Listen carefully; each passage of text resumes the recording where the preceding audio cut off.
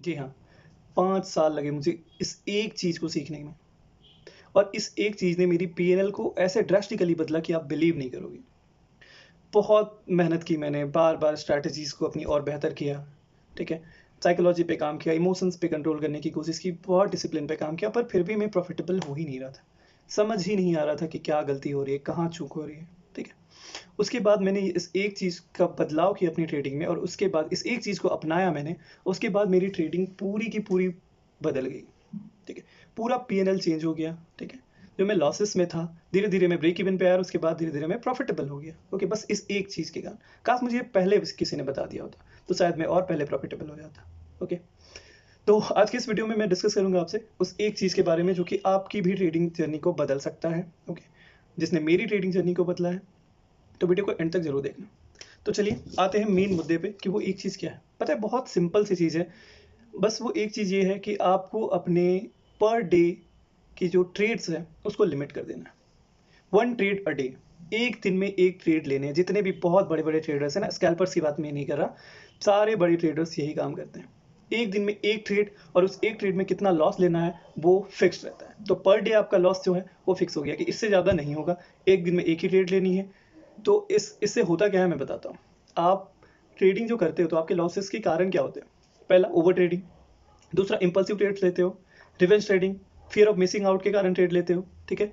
Over quantity करते हो, okay? और ब्रोकरेज बहुत ज़्यादा लगता है। ये मेन 6 रीज़न है जिसकी वजह से आपका पीएनएल रेड रहता है। लेकिन अगर आप हर दिन में एक ही ट्रेड करो, ठीक है? वन सिंगल ट्रेड, और वो भी फिक्स्ड लॉस के साथ कि इससे ज़्यादा लॉस नहीं हो सकता।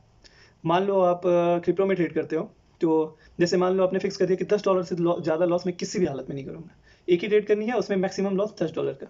ओके, तो अब आप देखो, तो आपकी सारी जो मेन चीज़ें जो आपको लॉस में रख रही थी, वो सारी चीज़ें ठीक हो जाएगी।